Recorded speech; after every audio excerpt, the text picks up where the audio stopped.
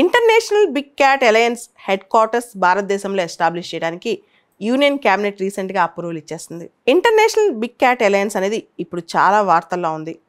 2019లో global tiger day రోజు మోడీ గారు speech ఇస్తూ టైగర్స్ని పోచింగ్ ఇమీడియట్గా ఆపేయాలి, దానికి సంబంధించి ప్రపంచంలో దేశాలు ఒక అలయన్స్ ఫామ్ అవ్వాలని చెప్పి పిలుపునిచ్చారు.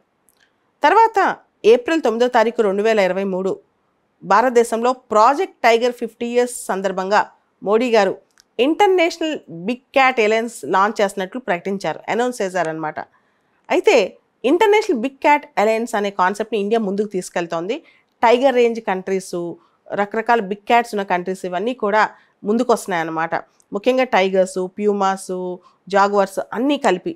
సో ఇక్కడ బిగ్ క్యాట్ అలయన్స్కి సంబంధించి భారతదేశం హెడ్ క్వార్టర్స్ సంబంధించి వన్ టైం బడ్జెటరీ సపోర్ట్గా 150 crores వచ్చే 5 years అంటే 2023-2024 నుంచి 2027-2028 వరకు 150 కోట్లు భారతదేశం మన క్యాబినెట్ శాంక్షన్ చేసింది. సో ఈ కార్పస్ పెంచడానికి, ఈ ఫండ్స్ పెంచడానికి bilateral, multilateral agencies, appropriate institutions ముందుకు రావాలని చెప్పి కూడా national and international financial institutions కూడా ముందుకు రావాలని చెప్పి భారతదేశం ఇప్పుడు కోరుకుంటోంది. ఇంటర్నేషనల్ బిగ్ క్యాట్ అలయన్స్ యొక్క మేజర్ లక్ష్యం ఏంటి అసలు? ముందుగా బిగ్ క్యాట్స్ని కాపాడటం, బిగ్ క్యాట్స్ యొక్క హ్యాబిటాట్స్, ల్యాండ్స్కేప్స్ని కాపాడటం, ఇవన్నీ ఇంటర్నేషనల్ బిగ్ క్యాట్ అలయన్స్ యొక్క లక్ష్యం అనమాట. అసలు బిగ్ క్యాట్స్ అంటే ఏమేమి వస్తాయి ఒకసారి చూద్దాం. ఇవి మేజర్గా మనం 7 రకాలుగా చూస్తుంటాం. Tigers, Lions, leopards, snow leopards, Puma, Jaguar, cheetah. So ఈ బిగ్ క్యాట్స్లో 5 రకాలు భారతదేశంలో ఉంటాయి. Tiger, lion, leopard, snow leopard and cheetah. మీరు చూసారు, చీతాస్ భారతదేశంలో కనుమరుగైపోతే మనం ఆఫ్రికా నుంచి ట్రాన్స్లోకేట్ చేసుకున్నాం. ఇంటర్నేషనల్ బిగ్ క్యాట్ అలయన్స్ అనేది 96 బిగ్ క్యాట్ రేంజ్ కంట్రీస్, అంటే ఇది ఒక multi country, multi agency coalition అనమాట. 96 big cat range countries, non range countries ఎవరైతే బిగ్ క్యాట్ ప్రొటెక్షన్ కోసం ఇంట్రెస్ట్ చూపిస్తున్నారో non range countries, big cat conservation partners, scientific organisations, వీళ్ళందరూ భాగస్వామి కావచ్చు. వీళ్ళందరి యొక్క శక్తుల్ని కలిపి బిగ్ క్యాట్ కన్జర్వేషన్ కోసం ప్రయత్నం చేయొచ్చు. బిగ్ క్యాట్ కన్జర్వేషన్ సంబంధించి capacity building, knowledge sharing, networking, advocacy, finance and resource support, research and technical support, education and awareness, ఇవన్నీ కూడా ఇంటర్నేషనల్ బిగ్ క్యాట్ అలయన్స్లో ఒక భాగమే. మేజర్గా బిగ్ క్యాట్స్ అనేవి ఫ్లాగ్షిప్ స్పీషీస్ అనమాట.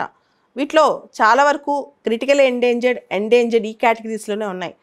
బిగ్ క్యాట్స్ కన్జర్వేషన్ వల్ల biodiversity conservation, ecosystem conservation, climate best practices, దాంతోపాటు big cat range కంట్రీస్లో స్టాండర్డైజ్డ్ ప్రాక్టీసెస్ని డెవలప్ చేయటం, బిగ్ క్యాట్ కన్జర్వేషన్కి ఫినాన్షియల్ రిసోర్సెస్ అందించడం, ఇవన్నీ కూడా బిగ్ క్యాట్ కన్జర్వేషన్ అలయన్స్ అంటే ఇంటర్నేషనల్ బిగ్ క్యాట్ అలయన్స్లో భాగమే. ఇప్పటికే 16 దేశాలు, 9 అంతర్జాతీయ సంస్థలు కూడా ఇండియా లీడ్ చేస్తున్న ఇంటర్నేషనల్ బిగ్ క్యాట్ అలయన్స్లో భాగస్వామ్యం అవ్వడానికి ఇంట్రెస్ట్ చూపించాయి. ముఖ్యంగా Armenia, Bangladesh, Bhutan, Brazil, Cambodia, Egypt, Ethiopia, Ecuador, Kenya, Malaysia, Mongolia, Nepal, Nigeria, Peru ఈ దేశాలు ఇంటర్నేషనల్ బిగ్ క్యాట్ అలయన్స్లో భాగస్వామ్యం అవ్వడానికి ఇంట్రెస్ట్ చూపించాయి. దాంతోపాటు IUCN International Union for Conservation of Nature and Natural Resources, స్విట్జర్లాండ్లో ఉన్న IUCN, తర్వాత Science and Conservation International Snow Leopard Trust, కిర్గిస్తాన్లో ఉన్న స్నో లెపర్డ్ ట్రస్ట్, ఆ తర్వాత Amur Tiger Center from Russia, ఇవన్నీ కూడా ఇంటర్నేషనల్ బిగ్ క్యాట్ అలయన్స్లో భాగస్వామ్యం అవడానికి ఇంట్రెస్ట్ చూపిస్తున్నాయి. ఇంటర్నేషనల్ బిగ్ క్యాట్ అలయన్స్లో గొప్పతనం ఏంటంటే కేవలం దేశాలు మాత్రమే కాదు, సైంటిఫిక్ ఆర్గనైజేషన్స్, అంతర్జాతీయ సంస్థలు, జాతీయ సంస్థలు కూడా వీటిలో భాగస్వామ్యం అవ్వచ్చు.